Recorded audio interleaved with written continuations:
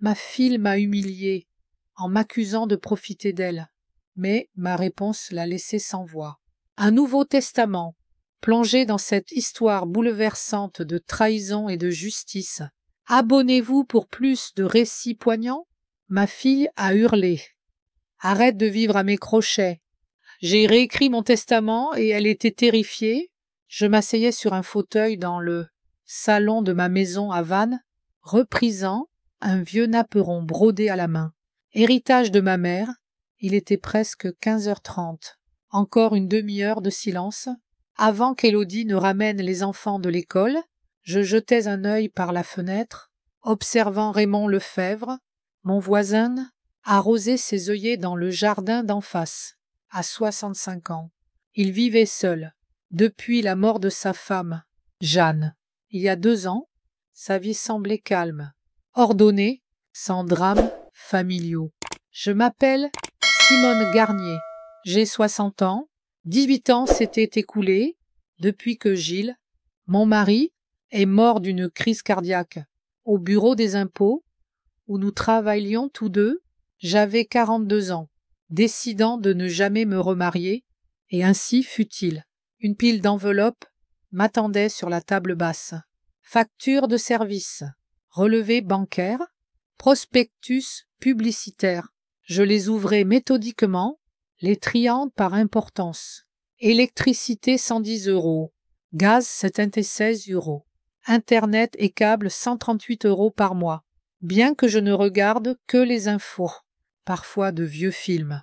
Le reste, c'est pour Élodie et les enfants. Le relevé bancaire montrait l'habituel, ma pension, arrivée à temps, 170 €. 735 € allaient à l'hypothèque, contractée avec ma fille il y a 4 ans. À l'époque, Élodie, divorcée, sans logement, avec 2 enfants. J'avais accepté d'être co-signataire. Son salaire de factrice ne suffisait pas pour un prêt sur une maison pareille. Temporaire, disait-elle, le temps de me remettre sur pied. Mais elle ne l'a jamais fait. Le prêt pesait comme une meule sur notre famille. Je repris mon apperon, continuant à coudre, regardant par la fenêtre. De l'autre côté de la rue, Raymond rangeait son arrosoir, balayant maintenant son porche avec un balai usé. À 65 ans, il semblait mener une vie paisible, sans scandale ni exigence. Le claquement de la porte d'entrée a interrompu mes pensées. Léon, mon petit-fils de 13 ans, a déboulé, suivi de Zoé, 8 ans. Tous deux parlaient fort d'un projet d'histoire à l'école. Les enfants étaient adorables, mais bruyants, héritant visiblement de la tendance de leur mère à transformer tout événement en petit drame. « Mamie !» a appelé Zoé, passant la tête dans le salon. « Il y a des biscuits dans le bocal sur l'étagère. » J'ai hoché la tête vers l'armoire. Élodie est entrée la dernière, fatiguée, comme toujours après sa journée, à 34 ans. Elle semblait plus vieille, les luttes financières. 2 enfants, un divorce, avaient laissé des traces. Ses cheveux tirés en queue de cheval désordonnés, son uniforme de factrice froissé, poussiéreux. « Maman, faut qu'on parle, » a dit Élodie, s'asseyant sur le canapé en face de moi. Je me suis crispée intérieurement. Quand ma fille commençait ainsi, ça signifiait qu'elle voulait de l'argent. Ces 6 derniers mois, ces conversations étaient fréquentes, 1 à 2 fois par mois. L'ordinateur de Léon est cassé. A-t-elle continué, sans attendre de réponse, complètement hors service. Le réparateur dit que réparer coûte plus cher qu'en acheter un neuf, sans ordinateur. Il ne peut pas faire ses devoirs. Les profs exigent tout en ligne. Combien pour un neuf? Ai-je demandé, d'une voix neutre. 7,35 €. Mais c'est le moins cher que j'ai trouvé. Élodie parlait vite, comme craignant que je change d'avis. Et Zoé a besoin d'un nouveau manteau d'hiver. L'ancien est trop petit. 185 €. Plus elle s'est inscrite à un cours de danse à l'école. 230 € de frais. J'ai repris, mon fils, que sans d'un silence, 150 €, presque toute ma pension que mois-ci, avec 735 € pour l'hypothèque, 300 € pour les services. Ma fille me demandait de vivre avec 45 € par mois. Ah, maman, tu m'écoutes. Élodie s'est penchée. Ce sont des dépenses nécessaires, pas des caprices. Élodie, ai-je dit, pourçant mon apéron. Où va ton salaire? Comment ça? Oui. A-t-elle froncé les sourcils.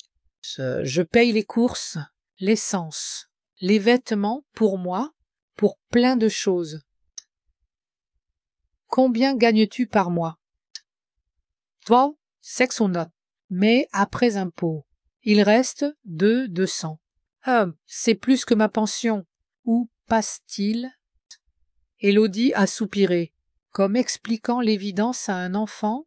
Maman, la vie est chère.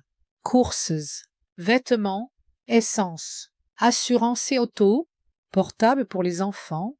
Je paye l'Internet, le câble. Ai-je dit doucement? L'électricité, le gaz, l'eau, l'hypothèque. Oui, merci pour ça, a dit Élodie, balayant de la main. Mais le reste cher. Je me suis levée, allant à la fenêtre. Raymond avait fini de balayer, lisait maintenant un journal sur son porche, méthodiquement, sans hâte. Probablement, personne ne faisait d'histoire pour l'argent avec lui. Élodie, le mois dernier, tu as demandé 460 € pour réparer la voiture. Et alors? Elle était vraiment en panne. Il y a 3 semaines, 360 pour des fournitures scolaires. L'école demande beaucoup. Il y a un mois, 550 pour des frais médicaux urgents pour Zoé. Élodie a marqué une pause, moins assurée. Maman, je ne le fais pas exprès. Ça arrive. Ça arrive tous les mois. Ai-je dit, me tournant vers elle. Oh, tous les mois. Tu demandes entre 300 et 920 €. En plus de ce que je paye pour la maison, tu peux te le permettre. La voix d'Élodie montait. Tu as une bonne pension. Des économies. Mes économies sont mes économies. Je suis ta mère. Léon et Zoé, tes petits-enfants. Les voix des enfants venaient de la cuisine, se disputant pour jouer à un nouveau jeu vidéo. Une vie familiale normale, qui me coûtait de plus en plus. Combien as-tu sur ton compte? A demandé Élodie, s'asseyant à nouveau. Ça ne te regarde pas? Maman, j'ai besoin de savoir sur quoi compter. Élodie serrait les poings. Je ne peux pas vivre dans l'incertitude. J'ai 2 enfants. Tu peux compter sur ton salaire. Il ne suffit pas. Alors trouve un meilleur travail. Facile à dire. Élodie a bondi du canapé. J'ai 34 ans, mère célibataire de 2 enfants, qui va m'embaucher pour un bon boulot. Je me suis rassise. Cette conversation se répétait mois après mois, avec de légères variantes. Élodie se plaignait de sa vie, demandait de l'argent, l'obtenait, revenait en demander. Dans quelques semaines, a dit Élodie, la voix adoucie, presque suppliante. Je sais que je demande beaucoup, mais c'est la dernière fois. Vraiment, dès que les enfants seront plus grands, je trouverai un meilleur travail. Je rembourserai mes dettes. Quand ils seront grands, ai-je demandé. Zoé a 8 ans, Léon 13. C'est au moins 10 ans. Pas d'N 3 ou 4 ans. Élodie, en 3 ou 4 ans, tu me videras de tout mon argent? Ma fille s'est tuée. Le salon était si silencieux, on entendait le tic-tac de l'horloge murale. Puis, Élodie a dit d'un ton froid, Dour. Maman. Je ne te demande pas un yacht. J'ai besoin d'un ordinateur pour mon fils, un manteau pour ma fille, de payer son club. Ce sont des dépenses normales de parents. Tu es la mère, pas moi. Mais tu es la grand-mère, et tu vis dans une maison à moitié à moi. J'ai senti une tension dans la poitrine. Voilà. Ma fille avait enfin dit ce qu'elle pensait. Ni à moitié à toi? Oui, on a contracté l'hypothèque ensemble. Donc la maison est à nous. J'ai payé l'apport initial de 41 000 € de mes économies, mais on a pris le prêt ensemble. Parce que ton salaire ne suffisait pas. Élodie s'est rassise, me regardant longtemps, de la fatigue dans ses yeux, mais plus encore, de l'entêtement. Maman, je suis fatiguée, fatiguée de travailler comme un cheval, d'élever seul mes enfants, d'économiser surtout. Et toi, tu es assise sur un tas d'argent, comptant chaque euro. J'ai travaillé 40 ans pour ce tas d'argent, et qu'en adviendra-t-il à ta mort? On l'aura de toute façon. Je me suis levée si brusquement que mon apperon a glissé au sol. Désolée, je ne suis pas encore morte. Aïe, j'ai dit. Glacial. Maman, ce n'est pas ce que je voulais dire. Si, c'est exactement ce que tu voulais dire. Ça. Élodie a frotté son visage avec ses mains, puis m'a regardé droit dans les yeux. Écoute, faisons autrement. Donne-moi ta pension. Tout entière. Je gérerai les finances familiales. Tu auras de l'argent de poche pour tes dépenses. Peut-être 20 € par mois suffiront. C'est juste, je soutiens la maison, les enfants. Tu veux toute ma pension. Oui. 204 € par mois, plus l'accès à tes économies pour les grosses dépenses.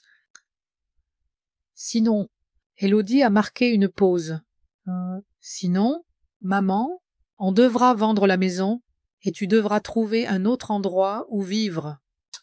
Le salon s'est tu, les enfants avaient dû entendre les voix élevées, se calmer. Je regardais ma fille, ne la reconnaissant pas. Élodie, autrefois une fille joyeuse, m'aidant à faire des tartes, me racontant ses amis d'école, puis adolescente avec ses problèmes, mais toujours ma fille. Et maintenant, une étrangère me demandant froidement ma pension, menaçant de m'expulser. Très bien, alors. Aïga, dites, allant dans ma chambre. J'ai sorti une vieille valise du placard, inutilisée depuis 5 ans, la posant sur le lit, commençant à emballer. 3 robes, un pull chaud, des sous-vêtements, une chemise de nuit. Dans la salle de bain, ma brosse à dents, mon peigne. Mes médicaments, Élodie se tenait dans l'embrasure, observant. Maman, que fais-tu? Je n'ai pas répondu. Prenant une photo de Gilles sur la table de chevet, la plaçant soigneusement parmi mes affaires, ajoutant le livre que je lisais le soir, sortant mes documents du coffre, passeport, police d'assurance, carte bancaire. Maman, tu pars? Élodie est entrée dans la chambre. Ne sois pas ridicule. On va s'arranger. On s'est déjà arrangé. Tu as la maison, j'ai ma liberté. J'ai fermé la valise, la soulevant. Légère, je n'aimais pas accumuler. Maman, attends, parlons calmement. J'ai passé devant ma fille dans le couloir, prenant mon manteau, mon sac. Mamie, Zoé a passé la tête depuis la cuisine. Et tu vas quelque part? Un visiteur. J'ai répondu sèchement. J'ai ouvert la porte, sortant sur le porche. Élodie m'a suivi. Maman, ne sois pas ridicule. Reviens. J'ai atteint la grille, me tournant. Ma fille se tenait dans l'embrasure, confuse, en colère. Je me suis tournée, descendant, La Russe. Ignorant ses cris. Je me suis arrêté à la grille de Raymond, ressentant une incertitude, pour la première fois depuis longtemps. Que dirais-je? Bonjour. Ma fille m'a mise dehors. Puis-je prendre un cidre? Ça semblait ridicule, mais rester dans la rue, avec une valise, l'était aussi, surtout qu'Élodie regardait probablement. La valise était plus lourde que prévu en emballant. Elle semblait légère, mais maintenant, la poignée s'enfonçait dans ma paume, je l'ai passée à l'autre main, montant les marches de la maison de Raymond. Le poche était impeccable. Je l'avais vu le balayer tous les jours, à la même heure. Sa maison semblait un modèle d'ordre. Pelouse soignée, buissons taillés, volets fraîchement peints. Après la mort de sa femme, Jeanne, il y a 2 ans, il n'avait pas laissé la maison se dégrader. Comme beaucoup d'hommes de son âge, au contraire, il en prenait encore plus soin, peut-être pour surmonter sa solitude. J'ai frappé, entendant le plancher craquer. Raymond avançait lentement, sans hâte. La porte s'est ouverte. Mon voisin est apparu, grande. Cheveux gris, en chemise à carreaux usés, jambes délavées. Son visage montrait de la surprise, mais pas hostile. Simone. Ça. A-t-il regardé ma valise, puis mon visage? Quelque chose est arrivé. Puis-je entrer? Ça. Ai-je demandé? Ou est-ce inopportun? Bien sûr. Entre. Raymond s'est écarté, me laissant passer.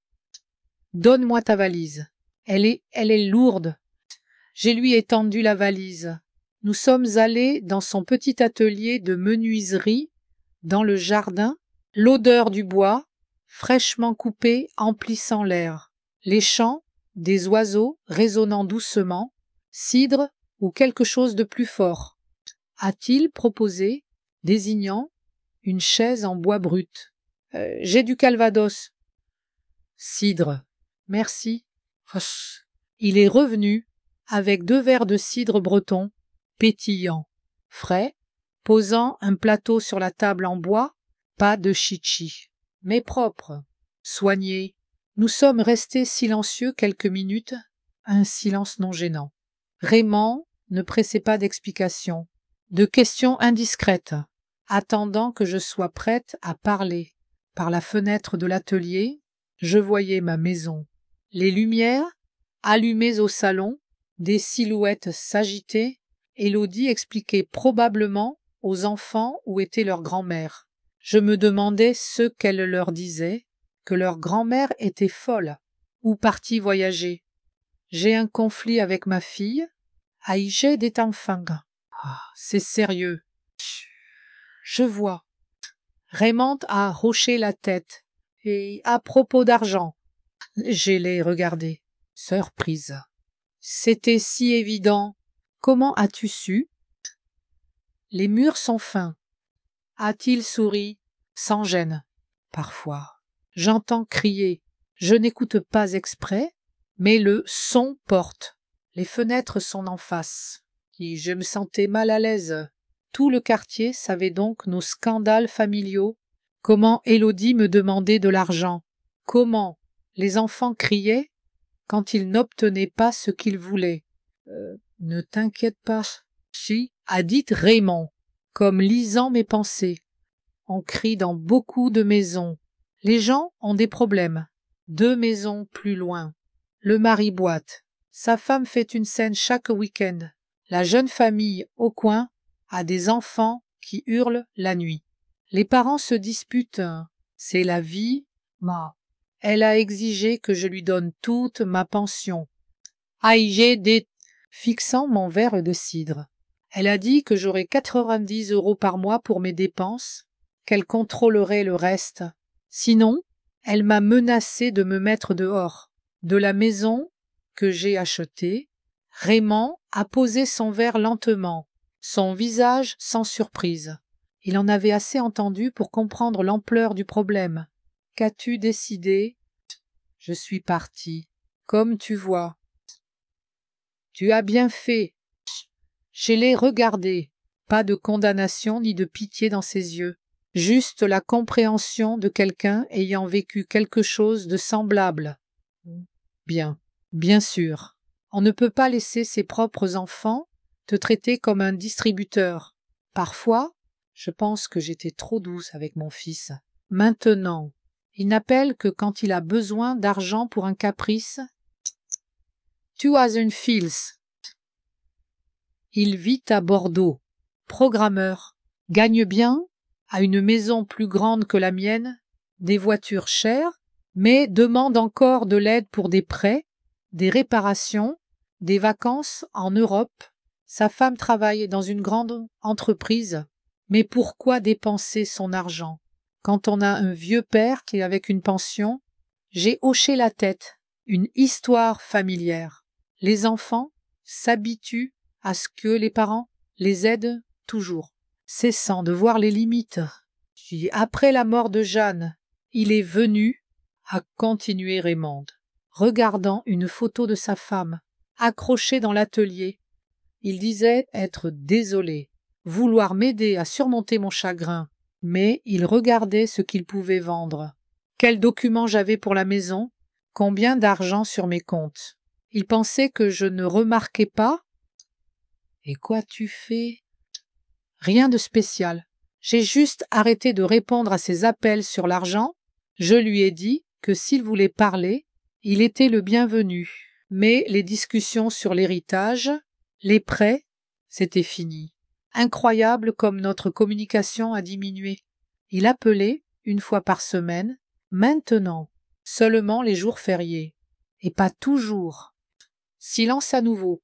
Il faisait complètement noir dehors. Raymond s'est levé pour allumer une lampe à pétrole, la lumière douce emplissant l'atelier de chaleur. Tu sais ce qui est étrange? Aïe, j'ai dit.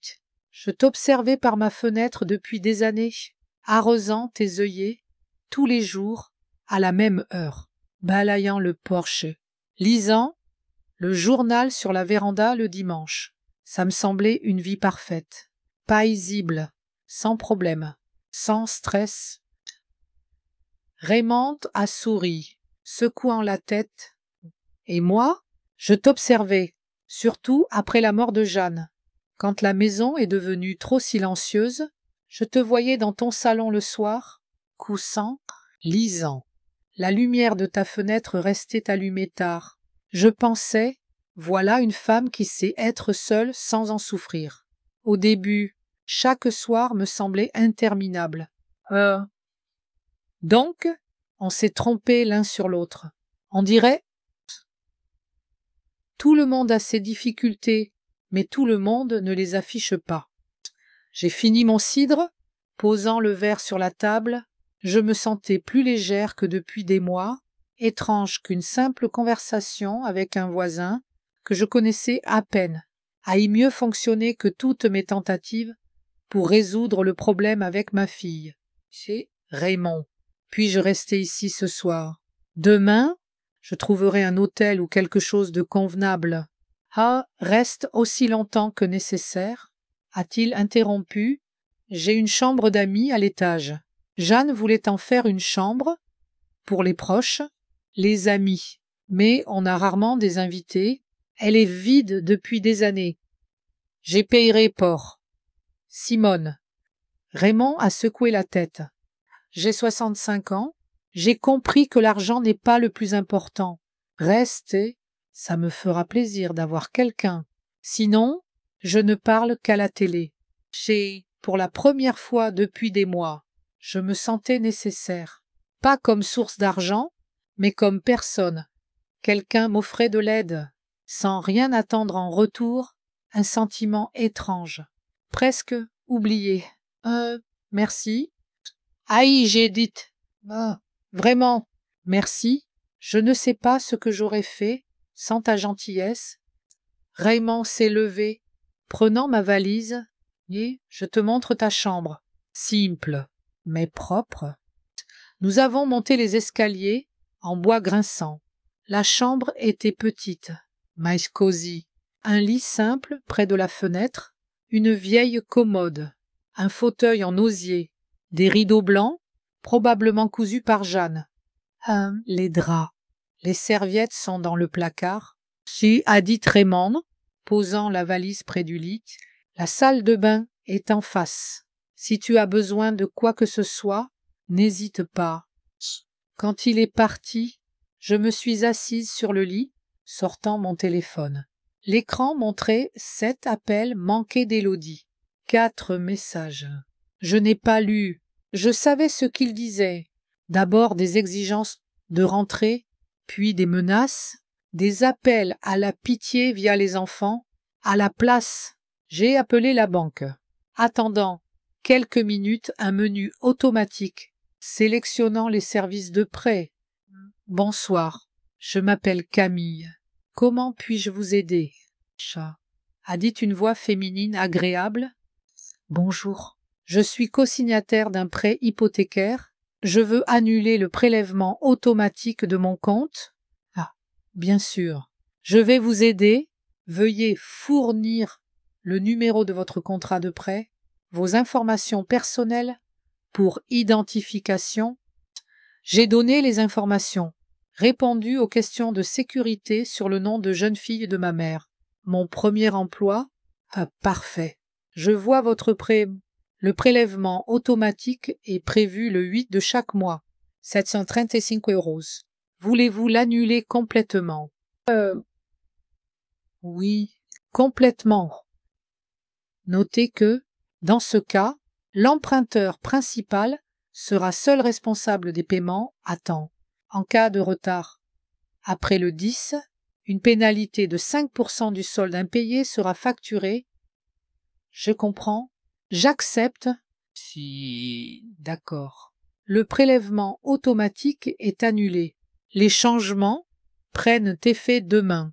Je vous recommande d'informer l'emprunteur principal. Ensuite, appel à la compagnie d'électricité, de gaz, au fournisseur d'Internet. Même procédure. Fournir détails. Confirmer identité. Annuler prélèvement automatique partout. On m'a poliment averti des conséquences des retards, de la nécessité d'informer les autres résidents. Quand j'ai fini, le téléphone a sonné. Bien sûr. Élodie. Maman, où es-tu? Chiche. Sa voix semblait confuse. Agacée. Je t'ai dit, dans un endroit sûr. Que veux-tu dire? Sûr. De qui te caches-tu? Maman, arrête de faire l'idiote. Rentre. Les enfants demandent où est mamie. Zoé pleurait. Dis-leur que mamie est partie vivre sa vie. Qu'est-ce que ça veut dire? Maman, on peut en parler. Peut-être que j'étais trop dure pour la pension. On peut s'arranger? Ah, on peut? Aïdja sourit. Élodie, tu n'étais pas trop dure. Tu as expliqué clairement, froidement ce que tu voulais. Je t'ai donné exactement ça. Que veux-tu dire? Tu le sauras demain, peut-être après-demain. J'ai éteint mon téléphone complètement, que ma fille se creuse la tête sur mes mots. En attendant, je prendrai une douche dans une maison étrangère où personne ne me demanderait d'argent pour les prochaines dépenses indispensables. En descendant à la salle de bain, j'entendais Raymond regarder les infos du soir à la télé en bas. Sons habituels d'une maison normale, pas de cris, d'exigences, de portes claquées. Juste une soirée calme pour un homme âgé qui ne cause pas de problème aux autres. N'attend pas qu'on règle ses soucis financiers. Demain, Élodie découvrirait que les prélèvements automatiques pour toutes les factures étaient annulés. Après-demain, elle réaliserait ce que ça signifie pour le budget familial et ensuite, nous verrions si elle voulait encore contrôler mon argent, dicter les termes de ma vie dans ma propre maison. Je me suis réveillée dans une chambre inconnue, au son de la pluie dehors. Pendant quelques secondes, je me demandais où j'étais, puis je me suis souvenu, hier soir, la maison de Raymond, la chambre d'amis, ma fuite des exigences de ma fille. Une petite horloge tic-taquait sur la table de chevet. Un léger cliquetis venait d'en bas. Raymond préparait probablement le petit déjeuner. Je me suis levée, me lavant dans la petite salle de bain en face, descendant en cuisine. Mon voisin était au fourneau, en vieille robe de chambre, faisant frire des œufs. Bonjour, a-t-il dit, sans se retourner. Café ou thé? Café, s'il te plaît. Tu veux des œufs ou tu ne déjeunes pas? Je veux bien, bien sûr. Nous avons mangé en silence, écoutant la pluie tambouriner sur le toit. Par la fenêtre de la cuisine, je voyais ma maison, la lumière du salon allumée, même si c'était le matin. Quelqu'un était donc levé tôt, ou n'avait pas dormi. Il te cherche, hein? A remarqué Raymond, suivant mon regard. Hier soir tard, ta fille est sortie sur le porche, regardant autour. Ce matin tôt, je l'ai vue monter en voiture, probablement partie te chercher. J'ai hoché la tête, finissant mon café. Bien sûr, Élodie ne pouvait pas accepter ma décision. Elle devait me trouver, me ramener, continuer à me soutirer de l'argent. Mon téléphone était sur la table. Éteint, je l'ai allumé, voyant immédiatement 14 appels manqués. 8 messagers, tous d'Élodie. Bien sûr, le dernier à 6 heures. Et maman, où es-tu? Je suis vraiment inquiète. Rappelle-moi tout de suite. Tu ne réponds pas. A demandé Raymond. Ah, pas encore. Qu'elle y réfléchisse. Mais à 8 heures, le téléphone a sonné. J'ai décidé de répondre. Le nom de ma fille sur l'écran. Maman. Élodie semblait effrayée. Dieu merci, tu as répondu. Où es-tu? Je t'ai dit, dans un endroit sûr. Maman, que se passe-t-il? La banque vient d'appeler. Ils disent là que le paiement de l'hypothèque n'est pas passé. Un problème avec ton compte. J'ai siroté mon café, laissant à ma fille le temps de réaliser la situation. Maman, tu m'entends? La banque dit que le prélèvement automatique est annulé. Comment c'est possible? Très simple. J'ai appelé hier. Je l'ai annulé. Silence de quelques secondes. Puis, comment ça? Annulé. Tu ne peux pas faire ça. Pourquoi pas? C'est mon compte, mon argent. Mais on est co-titulaire. Tu n'as pas le droit de décider seul. Si, j'ai le droit de décider d'où vient mon argent. Et toi, comme emprunteur principal, tu peux payer. Élodie s'est tuée. Je l'entendais respirer fort. Maman, c'est 7,35 €. Où vais-je trouver ça? Ton salaire. Tu as dit que la maison était à moitié à toi. Alors paye. Je n'ai pas 735 € de libre, tu le sais. Alors trouve-les. 20 quelque chose. Emprunté. Raymond s'est levé, quittant discrètement la pièce, me laissant parler. Maman, arrête. La voix d'Élodie devenait hystérique. Tu ne peux pas faire ça. J'ai des enfants. Tu as des enfants. Tu es leur mère. C'est à toi de les soutenir, pas de refiler la responsabilité à leur grand-mère. Mais tu as toujours aidé. J'aidais quand tu demandais? Hier, tu n'as pas demandé, tu as exigé toute ma pension. Tu te souviens? Ça, silence. Puis une voix douce, confuse. Maman, ce n'est pas ce que je voulais dire. Si, c'est exactement ce que tu voulais dire. Tu as dit, donne-moi ta pension ou trouve un autre endroit. J'ai choisi la deuxième option. Où es-tu? Rentre. On va en parler. Non. Comment ça? Non. Très simple. Non. Élodie a commencé à pleurer, pas les larmes qu'elle utilisait parfois pour m'attendrir, mais de vraies larmes de désespoir. Maman, que fais-tu? Je dois payer avant le 10. Sinon, il y aura des pénalités. Je n'ai vraiment pas d'argent.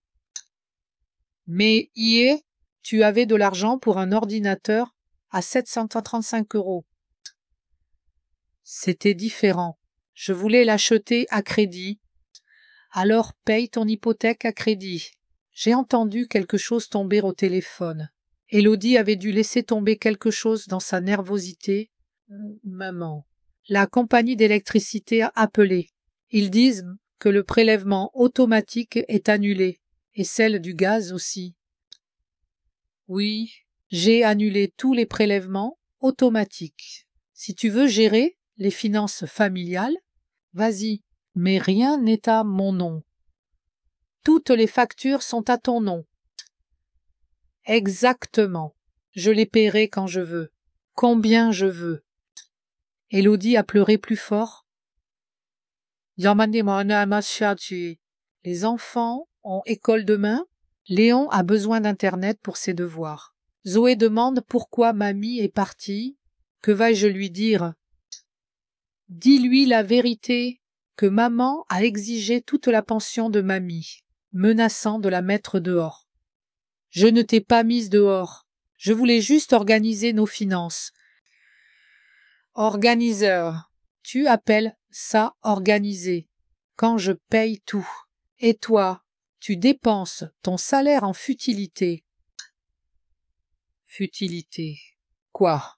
J'ai besoin de vêtements, de maquillage, d'essence, de manucure toutes les 2 semaines, de café cher, de vêtements portés une fois par mois, de cadeaux pour tes amis. Comment sais-tu? Je ne suis ni aveugle ni stupide. J'ai travaillé avec des chiffres pendant 40 ans. Je sais compter. Long silence. Puis Élodie a dit, d'une voix différente, fatiguée. Maman, que veux-tu?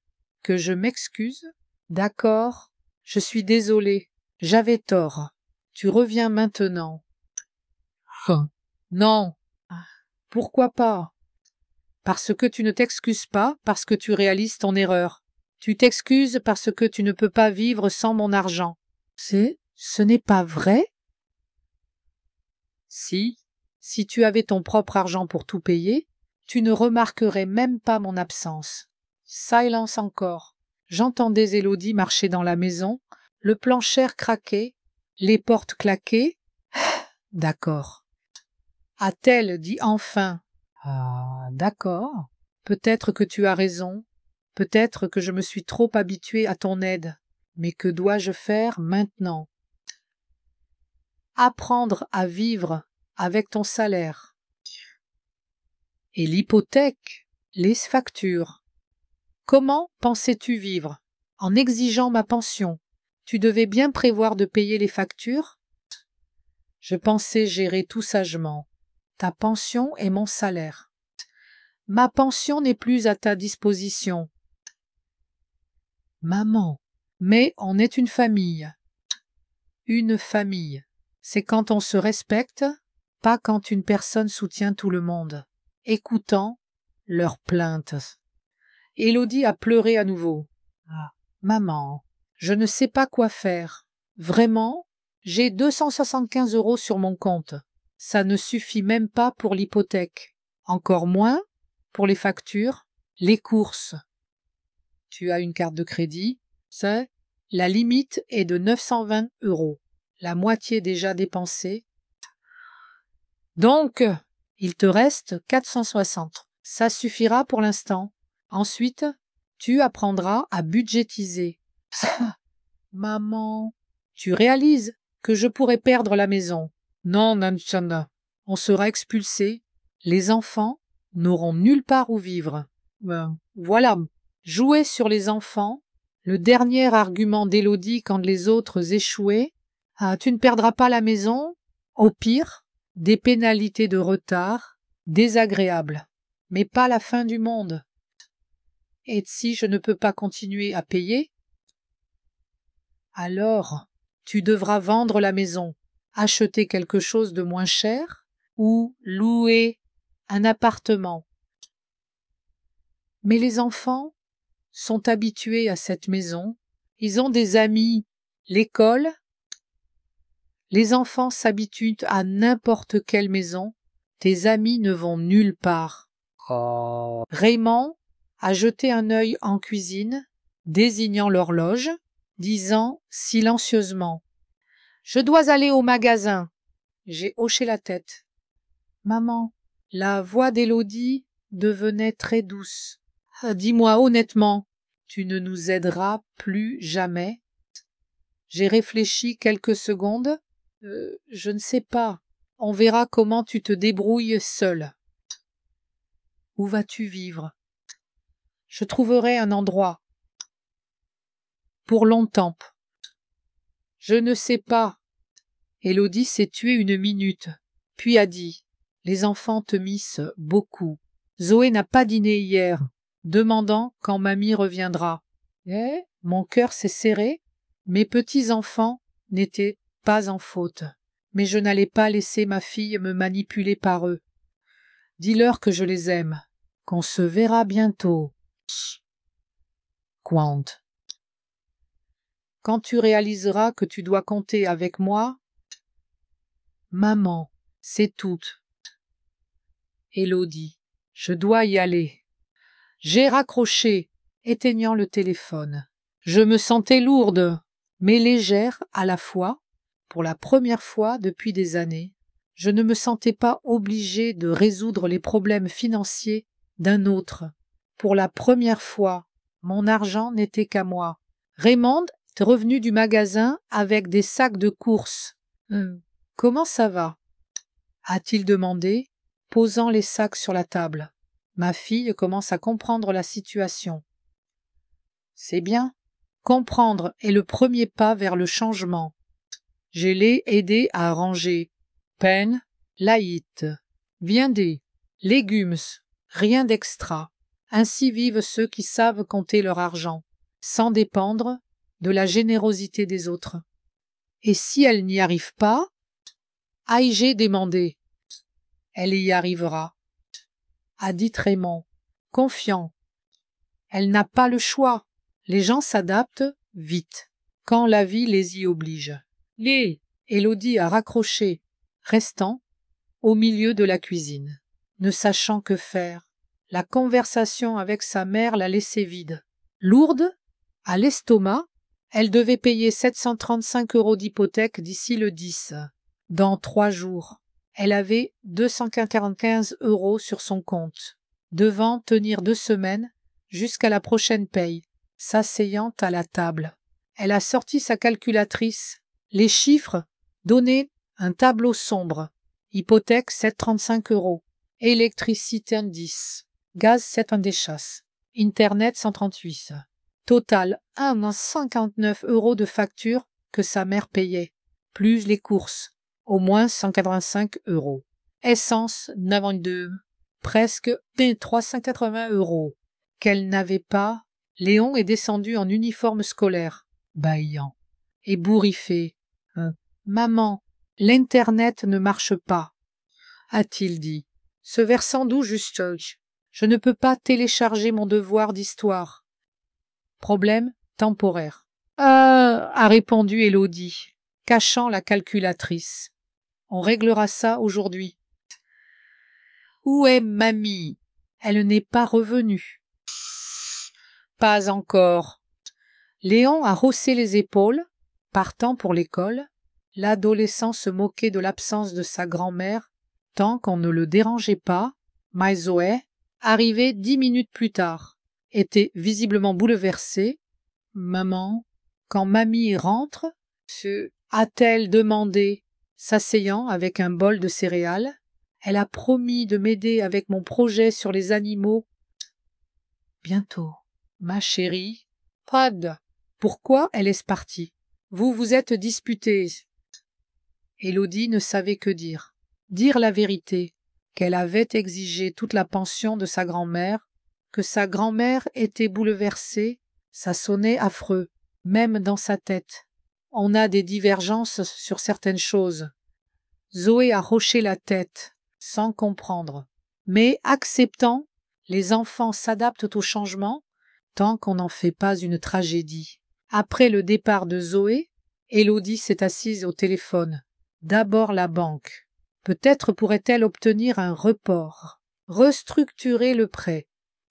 Bonjour, c'est à propos de mon hypothèque, a-t-elle dit à l'opérateur. J'ai des difficultés financières temporaires. Je ne peux pas payer à temps.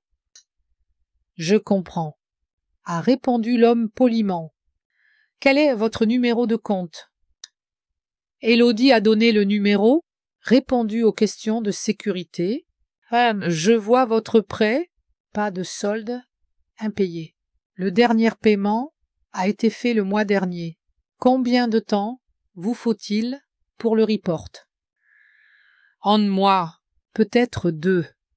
Malheureusement, les reports ne sont possibles qu'en cas de circonstances exceptionnelles, perte d'emploi, maladie grave, catastrophe naturelle.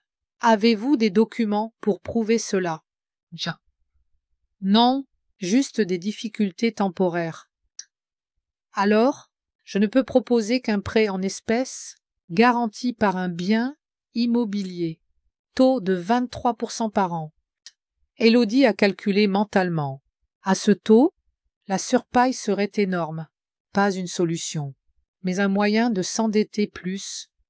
Merci, je vais y réfléchir. Appel suivant à son ex-mari, Jérôme, vivant à Rennes, payant 275 € par mois de pension, considérant ses obligations parentales remplies, mais ça valait le coup d'essayer. Élodie. La voix de Jérôme semblait surprise. Quelque chose ne va pas? Oh, problème financier temporaire. Peux-tu aider? Prête-moi 920 €. Je rembourserai dans un mois. Long silence. 920. Jérôme ne s'attendait pas à ce montant. Pourquoi faire? Hypothèque, factures, dépenses habituelles. Et ta mère, elle t'aidait toujours. On ne se parle pas en ce moment. Autre silence. Puis un soupir. Élodie, je n'ai pas beaucoup de liquide. Ma nouvelle femme est enceinte. On rénove la chambre du bébé. Je peux donner 255 €. En plus de la pension, pas plus. 27,50. C'est même pas la moitié de l'hypothèque. D'accord, a dit Élodie. Transfert sur mon compte. Je le ferai demain. Et Élodie, c'est un prêt. Je veux l'argent en retour. Bien sûr. Elle a raccroché, feuilletant son répertoire. Ami, de qui emprunter? Amélie travaillait dans une assurance, devait bien gagner. Lucie, récemment divorcée, recevait une bonne pension. Nadine, le téléphone d'Amélie a sonné. Salut, ça va. La voix de son amie était joyeuse. Mais pas super. Honnêtement, Amélie, peux-tu m'aider avec de l'argent? 460 €. S'il te plaît.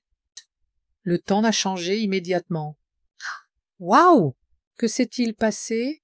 Problème de budget familial. Temporaire. Élodie, tu sais que je ne vais pas si bien non plus.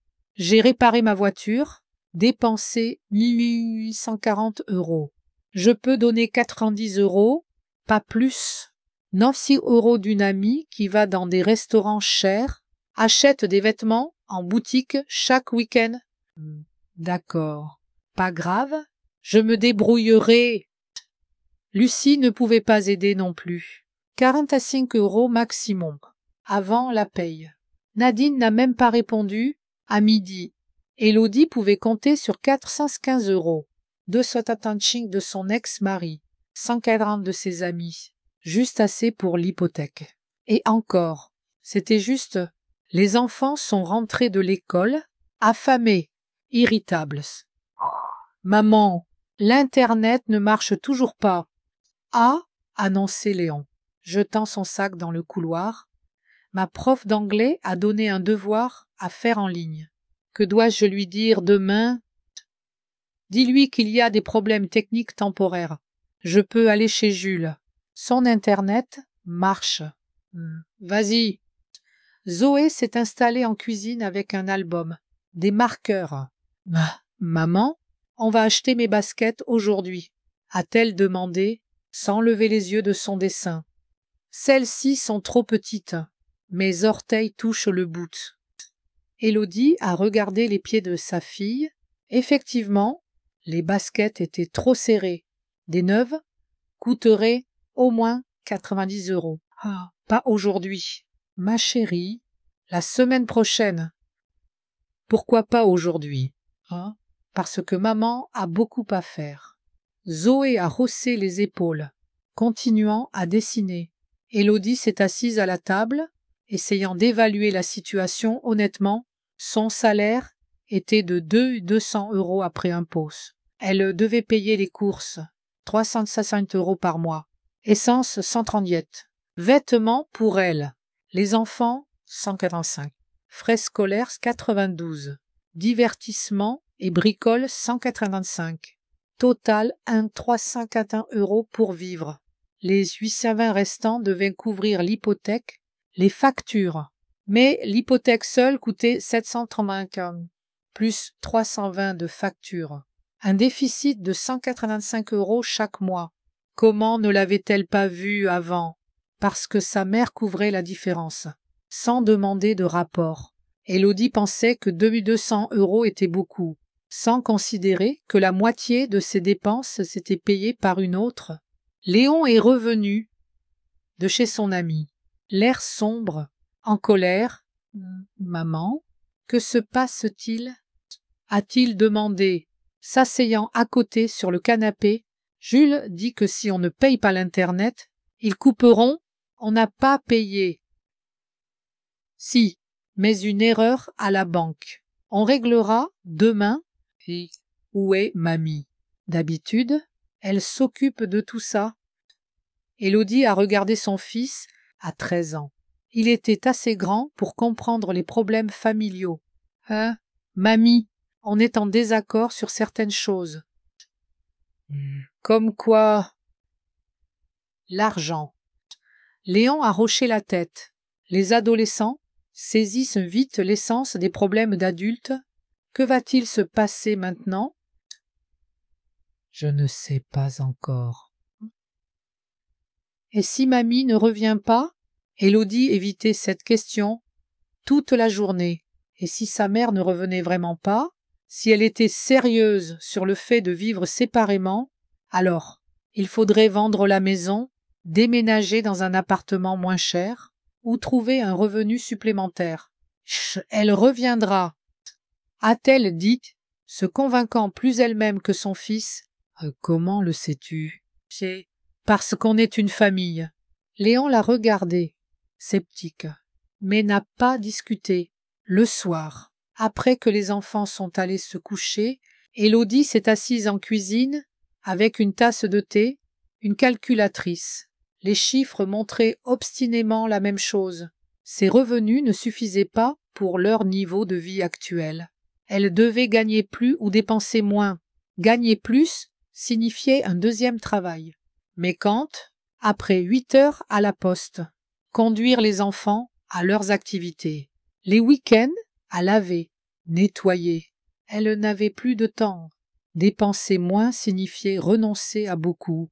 Moins de café avec les amis, acheter des vêtements en solde, annuler le câble, peut-être échanger sa voiture contre une plus économe.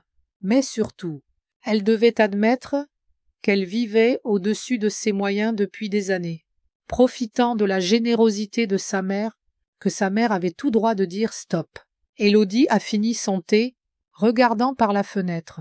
De l'autre côté de la rue, chez le vieux monsieur Raymond, la lumière de l'atelier était allumée. Elle s'est soudain demandé si sa mère était là. Les voisins parlaient peu, mais dans une petite ville, tout le monde se connaît au moins de vue. Demain, elle vérifierait et essaierait de parler à sa mère, non en exigeant, mais en essayant de comprendre comment vivre. Une semaine s'était écoulée depuis mon départ. 7 jours dans la chambre d'amis de Raymond. 7 jours d'une vie mesurée. sans exigence financière ni drames familiaux. Incroyable comme je m'étais vite habitué à cette routine. Le matin, Raymond et moi prenions le petit déjeuner ensemble.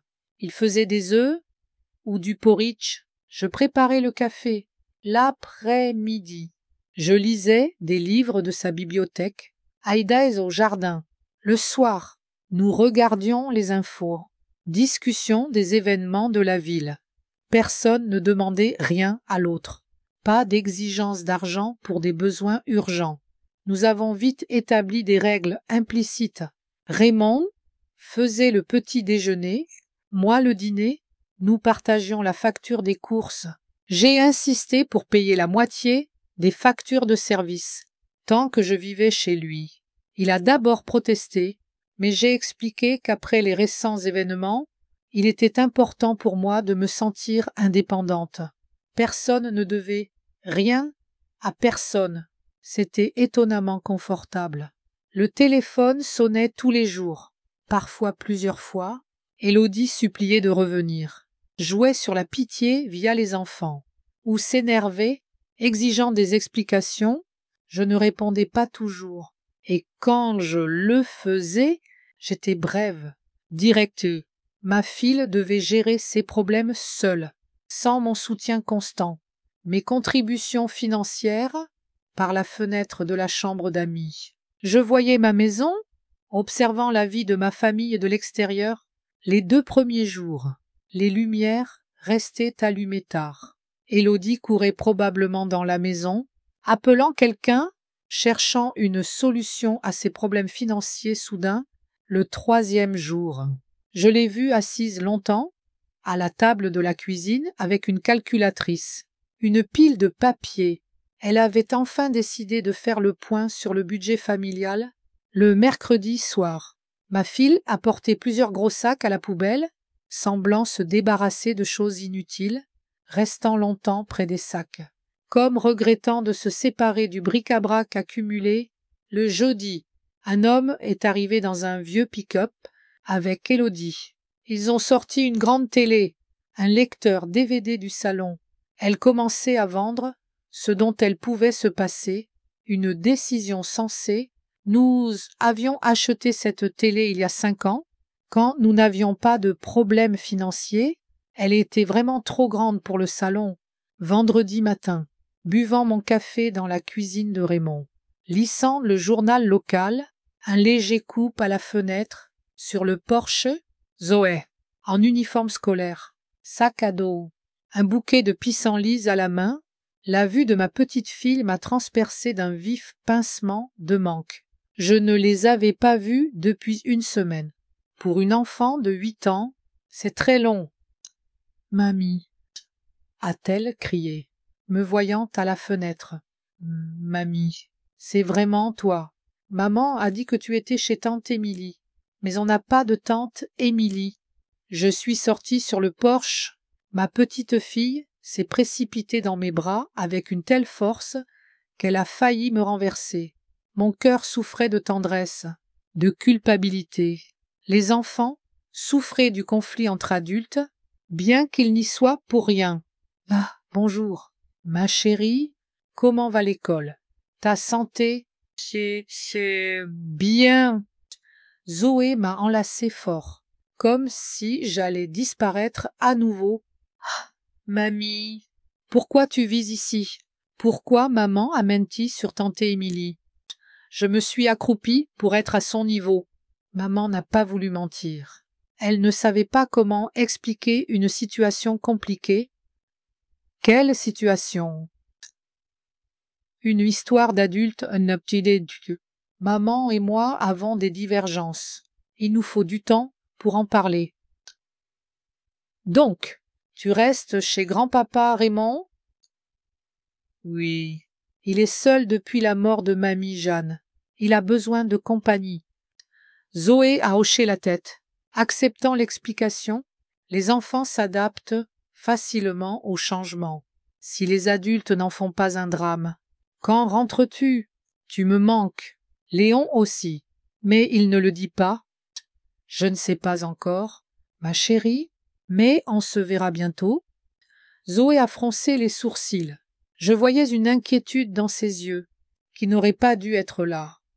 Mamie, maman pleurait la nuit. Elle pense que je ne vois pas, mais si, elle s'assied en cuisine. Pleurait doucement. Et Léon est toujours fâché. Il m'a crié dessus, parce que j'ai pris son stylo. Je suis désolée que ce soit dur pour vous. Et on n'a pas d'internet. Je ne peux pas regarder des dessins animés sur ma tablette. Maman a dit qu'on ne peut pas aller au cinéma ce week-end, parce qu'on n'a pas d'argent. Chaque mot me frappait. Les enfants payaient pour mon conflit avec Élodie, ce n'était pas juste. Mais reculer maintenant signifierait retourner à l'ancien système, où j'étais vue comme une source d'argent. Ma chérie, tout ira bien. Il faut juste un peu de temps. C'est combien de temps? Pas beaucoup. En attendant, dis à ta maman que je veux lui parler. Elle sera si heureuse. Maman demande aux voisins tous les jours s'ils t'ont vu. Elle est même allée chez ton amie Valérie, pensant que tu y étais. Dis à maman que je viendrai ce soir.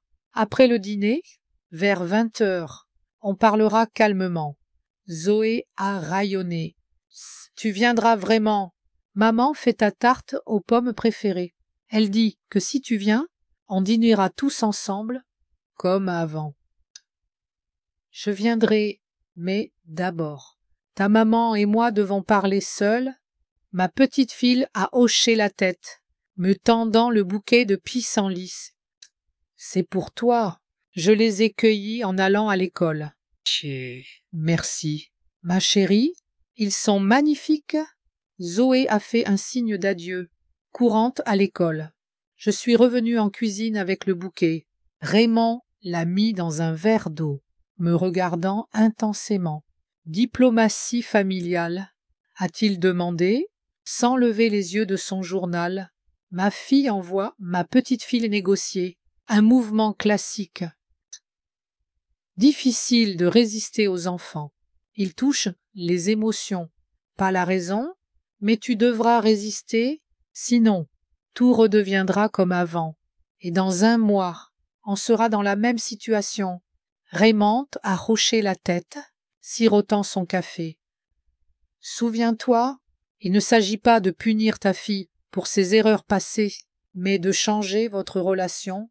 La punition, c'est de la vengeance. Tu dois construire un avenir. Ces mots m'ont fait réfléchir.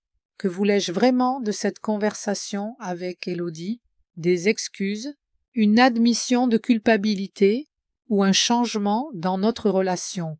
La journée s'est étirée lentement, malgré mes efforts, pour m'occuper, lisant un roman policier de la bibliothèque de Raymond, l'aidant à tailler ses rosiers dans le jardin, préparant le déjeuner avec les courses de la veille, mais mes pensées revenaient à la conversation à venir. Que dirais-je? Que voulais-je entendre? Étais-je prête à rentrer? Et si oui, à quelles conditions? À 16 heures, j'avais une liste de questions à discuter avec Élodie. À 17 heures, je l'avais réécrite, supprimant les phrases trop émotionnelles. À 18 heures, une 3e version, plus constructive.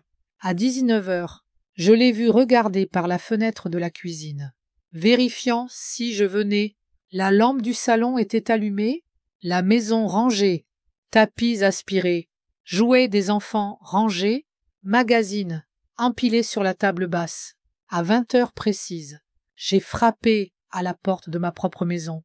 Étrange de frapper à une maison dont je payais l'hypothèque. Élodie a ouvert presque immédiatement, comme si elle attendait là.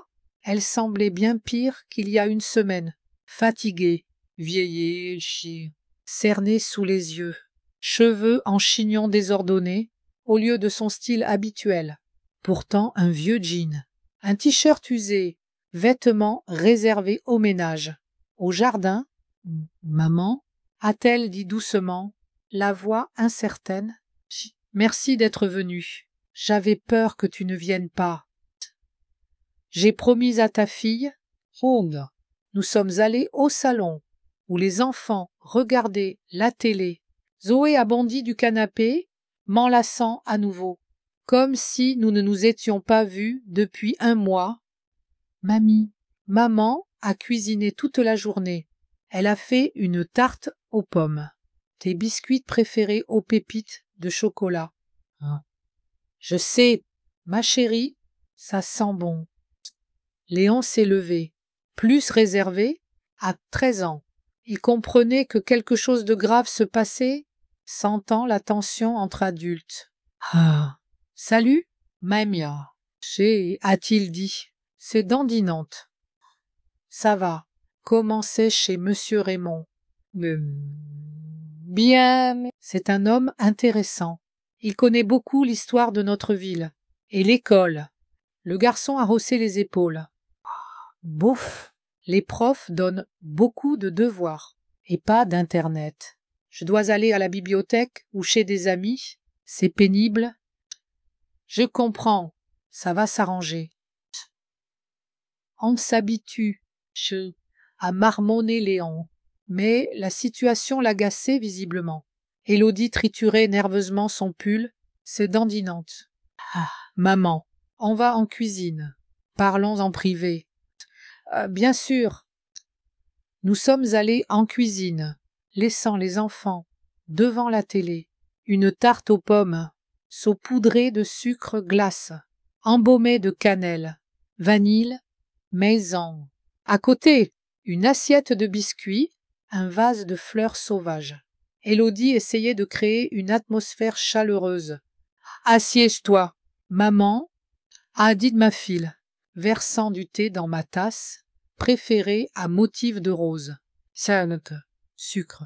Light, comme d'habitude. Nous nous sommes assises face à face. Élodie remuait son thé nerveusement, sans ajouter de sucre ni lait. « Comment vas-tu » a-t-elle demandé, sans lever les yeux de sa tasse.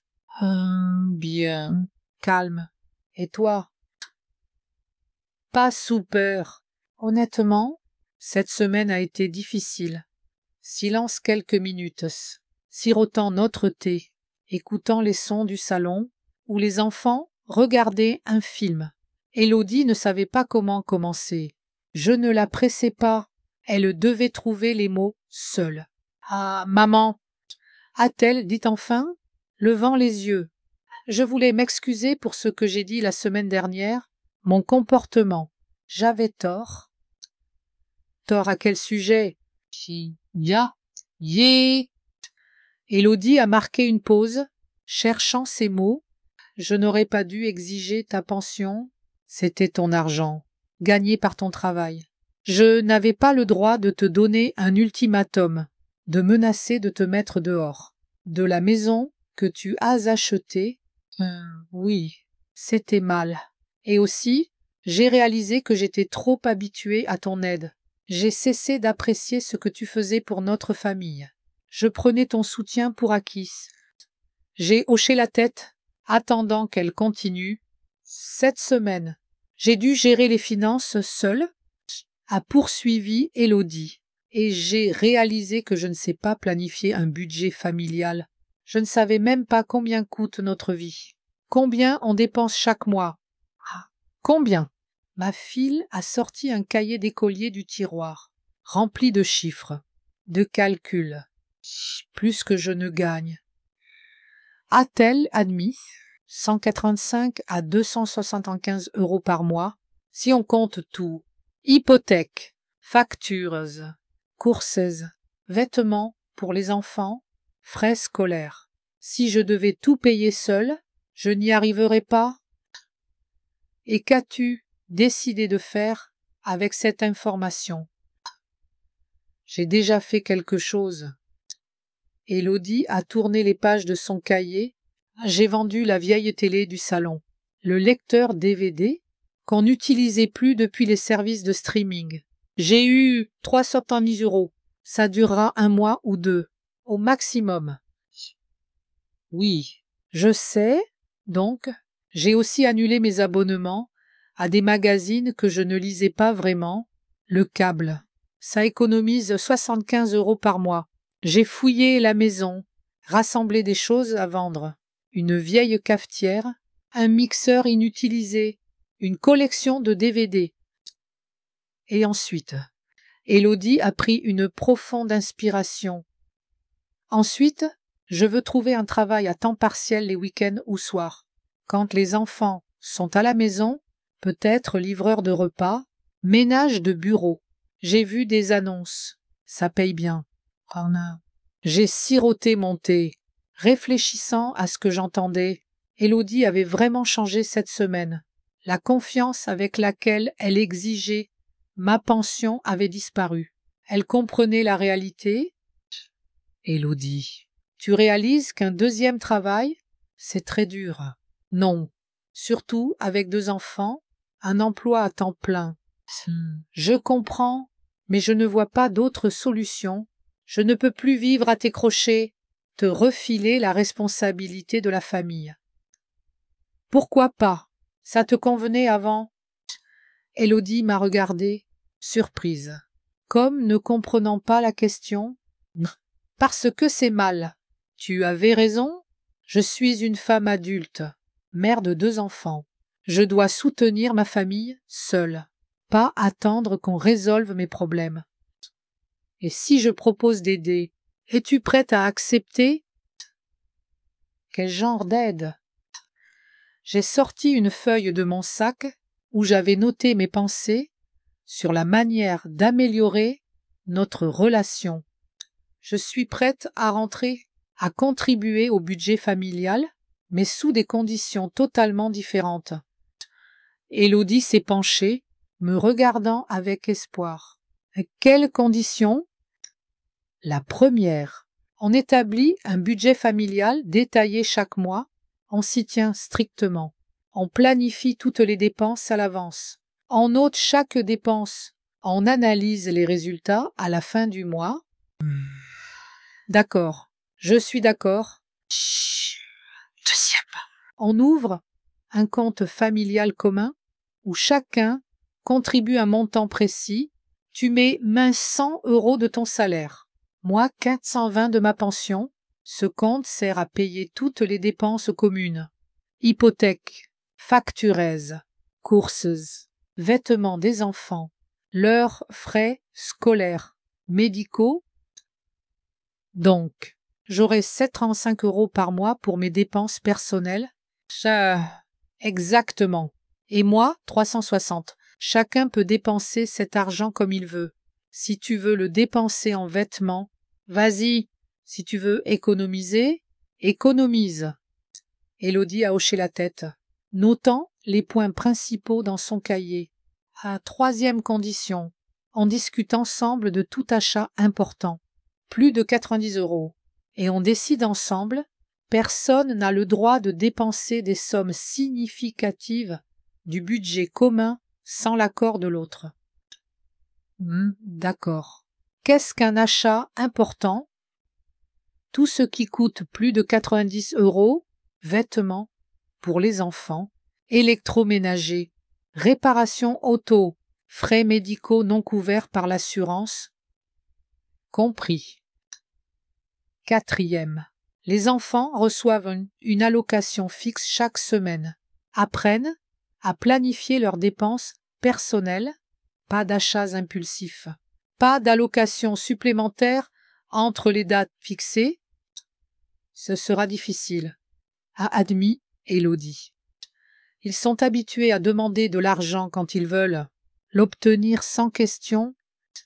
Raison de plus pour leur apprendre à valoriser l'argent, planifier leurs dépenses. C'est une compétence essentielle. Ma fille a étudié mes notes, hochant la tête par moments. Et la 5e condition, la plus importante, on se respecte comme participante égale au budget familial. Personne ne force personne, ne donne d'ultimatum, n'exige de rapport sur les dépenses personnelles. S'il y a des désaccords sur les dépenses communes, on en discute calmement. On cherchait un compromis. Chacun. Élodie s'est tue quelques minutes, relissant soigneusement les notes, réfléchissant à chaque point. Maman, Et si je n'y arrive pas, si mes 735 € ne suffisent pas pour mes dépenses personnelles, alors tu devras trouver un revenu supplémentaire ou repenser tes dépenses pour économiser. Tu ne peux pas m'aider avec tes 360 €? Ah, non. Aïe, j'ai dit fermement. 920 € par mois est le maximum que je peux contribuer au budget familial. Le reste, je le dépense pour moi ou je l'économise pour mon avenir. Je vois. Élodie a hoché la tête. Et s'il arrive quelque chose de grave aux enfants, maladie, accident, dépenses d'urgence. Alors, on discutera séparément, décidera ensemble, mais les dépenses normales, vêtements, école, loisirs, activités extrascolaires, font partie du budget familial, rien de plus. D'accord, a dit ma fille après une longue pause. Je suis d'accord avec toutes tes conditions. Tu es sûre? Réfléchis bien. Ça veut dire vivre selon un plan strict. Pas d'achat impulsif. Pas de prêt sur salaire. Pas de demande d'aide supplémentaire. Je suis sûre, a répondu Élodie fermement. Cette semaine, j'ai réalisé que je ne sais pas gérer l'argent. J'ai besoin de règles claires, de limites, sinon je recommencerai à dépenser sans réfléchir. J'ai tendu la main par-dessus la table. Alors, marché conclu. Partenaire du budget familial, nous nous sommes serrés la main. Pour la première fois depuis longtemps, je me sentais parler à ma fille comme à une égale, pas une enfant demandant de l'argent pour un jouet, mais une adulte prête à assumer la responsabilité de ses décisions, de leurs conséquences. Maman, a dit Élodie, ne lâchant pas ma main, puis-je poser une autre question? Bien sûr, où étais-tu cette semaine? Les enfants pensaient que tu étais parti voir des parents éloignés. Chez Raymond Lefebvre, de l'autre côté de la rue. Il est seul depuis la mort de sa femme, vit toute seule. Je me sentais calme, à l'aise là-bas. C'est un homme bien. Très bien, Saguet, il m'a beaucoup expliqué sur les relations familiales, l'importance de ne pas perdre sa dignité. Élodie a hoché la tête, absorbant chaque mot. Quand reviens-tu? Demain matin, si tu es vraiment prête pour les nouvelles règles, mais d'abord, il faut établir un budget détaillé pour le mois prochain. Aller à la banque, ouvrir un compte commun. Bien sûr, j'ai déjà commencé à noter toutes nos dépenses. Je veux te montrer, nous sommes retournés au salon où les enfants regardaient une vieille comédie sur une chaîne gratuite. Alors, le conseil de famille est fini, a demandé Léon, sans quitter l'écran. Mamie rentre demain, a dit Élodie. Mais on aura de nouvelles règles pour l'argent. Le budget familial. Quelles règles? A demandé Zoé, se tournant vers nous. Vous aurez une somme fixe d'argent de poche chaque semaine. Aïe, j'ai répondu.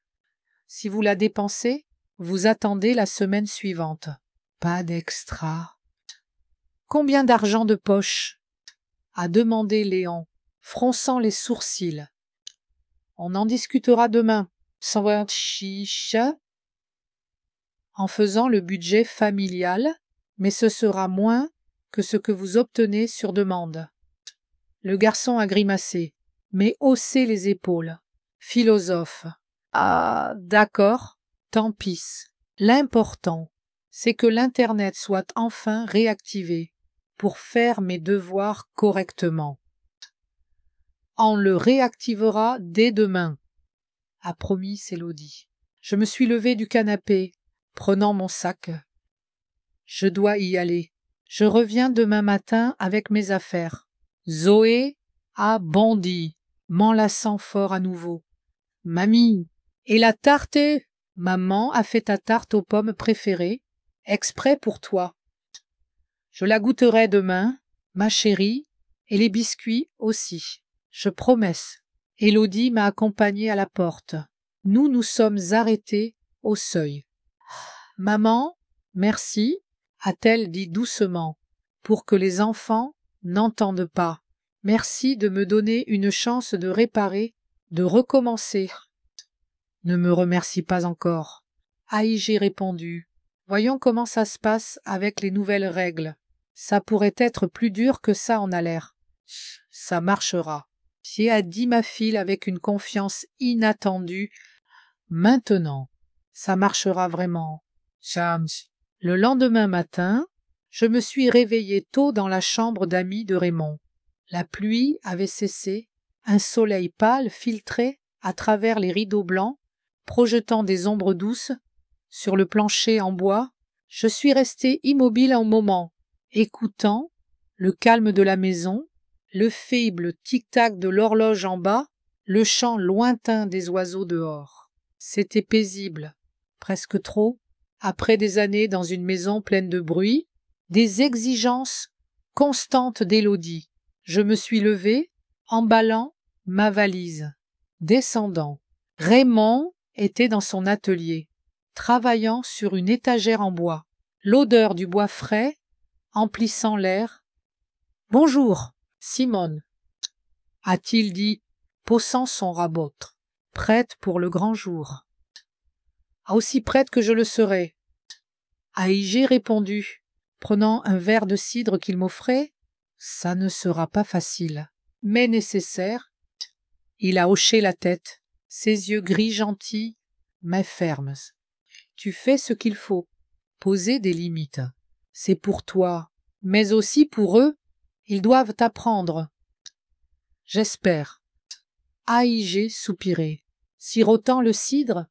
Je veux juste qu'on soit une famille à nouveau, pas une transaction financière.